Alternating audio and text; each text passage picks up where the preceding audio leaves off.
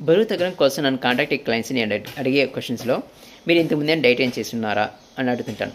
అవును సార్, మేము డైట్ చేస్తున్నాము, రోజులో 4-5 టైమ్స్ ఫుడ్ తినడము, లేదు కొంతమంది మీల్ రీప్లేస్మెంట్ షేక్స్ తీసుకుంటున్నాం సార్, ఈ విధంగా బరువు తగ్గున్నాము, అయినా మళ్ళీ బరువు పెరిగిపోయి ఉన్నాం.